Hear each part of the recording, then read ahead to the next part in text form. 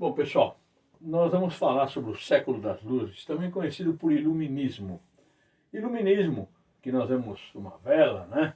Ele trouxe luzes, por isso o século das luzes. Foi uma época de racionalismo e anticlericalismo. Essas pessoas que deram essas ideias luminosas, eles não eram muito chegados à religiosidade, né? Ou pelo menos não eram muito chegados à religião imposta na época. Muitos deles eram chamados deístas, eles não eram ateus, eles acreditavam em Deus, não acreditavam nas formas como o clero dizia que se devia acreditar em Deus. Temos diversos deles, tá? É um período assim que trouxe benefícios muito grandes para a humanidade. Nós temos nomes importantes como Jean-Jacques Rousseau, Montesquieu. Jean-Jacques Rousseau é aquele homem que fala que o homem nasce bom, quem corrompe a pessoa é o meio, tá? Esse homem também, ele trouxe algumas inovações, como por exemplo, ele era contra a propriedade privada, ele achava que todo mundo devia ser dono de tudo e ninguém deveria ser dono de absolutamente nada. Que o que trazia mal para a humanidade era justamente o domínio sobre as propriedades, né? Ele era um democrata e ele frisou muito a questão de haver uma constituição, que naquela época era chamada de contrato social. Então, Rousseau, você tem que lembrar de aspecto democrático, contrato social, o homem nasce bom e ele era contra a propriedade privada. Isso vai fazer a diferença, porque outros que virão no futuro, como Karl Marx, irão se basear nisso aqui. Temos Montesquieu, temos John Locke, mas o que é importante você gravar? Que o iluminismo, essa época de iluminação, ele teve um berço. O berço foi a França, mas o alicerce foi inglês. John Locke é chamado de o pai do iluminismo. Esse inglês, ele defendia ideias de liberalismo e defendia ideias também como a ideia de que o homem é uma tábula rasa, o homem nasce como um livro em branco, que cada um é senhor do seu destino, que cada qual escreve a sua própria história. E se as pessoas podem fazer isso, as sociedades, as comunidades, os países também podem. Então, ele diz que, acima de qualquer coisa, todo homem é livre. Por isso, ele inaugura o que é chamado de liberalismo. E ele também pode ser chamado de pai do iluminismo, porque ele traz uma série de inovações que nós vamos ver daqui a pouquinho, tá? Mas a mãe do iluminismo, se tem pai, tem que ter mãe.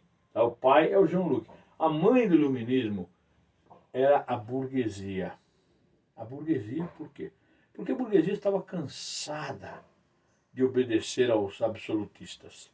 A burguesia não queria mais seguir sendo explorada. Ela era contra aquele mercantilismo absolutista. Portanto, a burguesia pode ser considerada a mãe do iluminismo, dessas novas ideias racionalistas, anticlericais, né? E, acima de tudo, contrária ao absolutismo. Portanto, a França é o berço do iluminismo, a Inglaterra o alicerce do iluminismo. E essa influência do iluminismo, do século das luzes, trouxe impactos, até mesmo nos Estados Unidos. A independência dos Estados Unidos, em 1776, se deveu em grande parte a esses princípios. A Revolução Francesa e até a nossa Inconfidência Mineira. Tudo isso, então, trouxe iluminação nas cabeças das pessoas. Tá? Agora vamos falar individualmente de alguns iluministas, os principais nomes do iluminismo. René Descartes, ou Descartes, tá?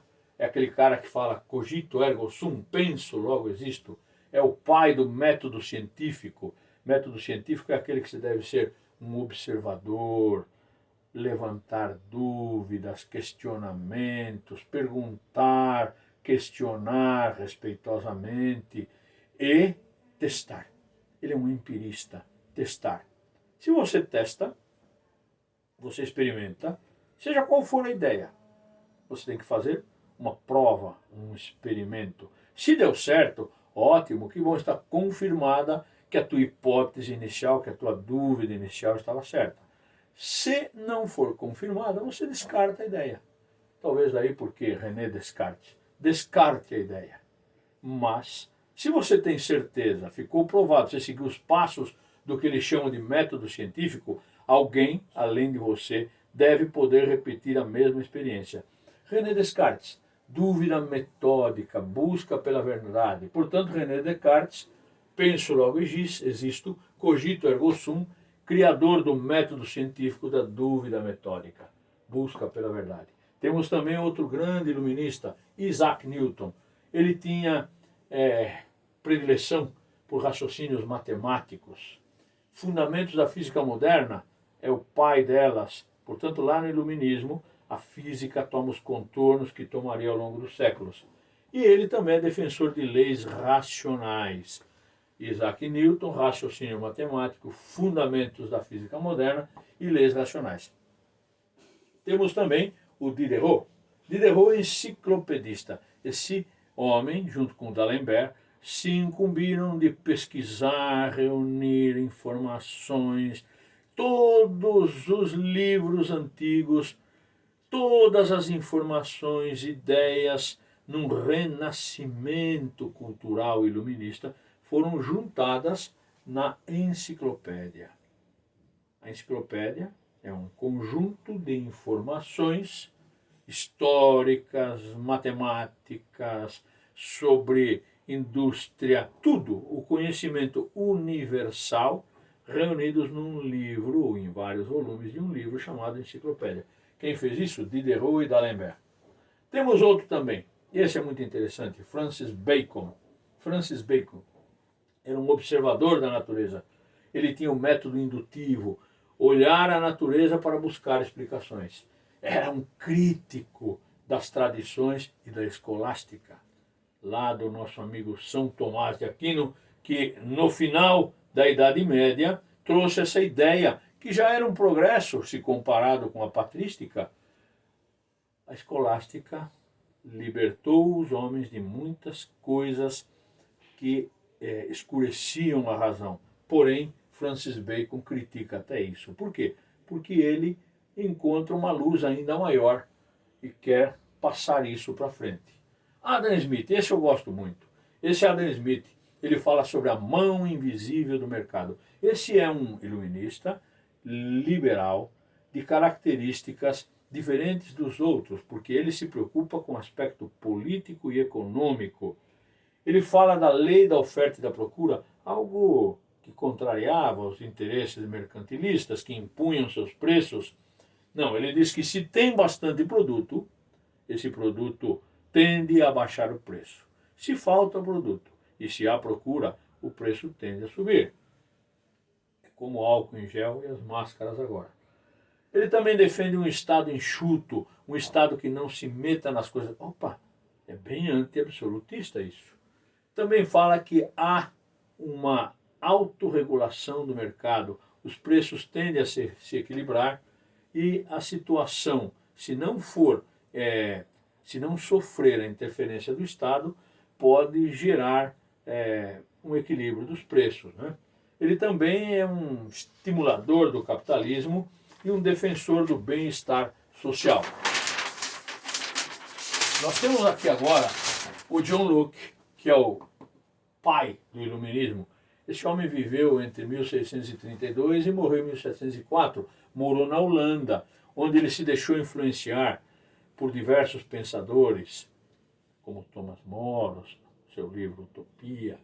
E ele chegou à conclusão que para haver um bom governo, o poder deve emanar do povo. Anti-absolutismo, o poder emana do povo. O poder não pode se concentrar numa só pessoa, é uma das teses que ele defende.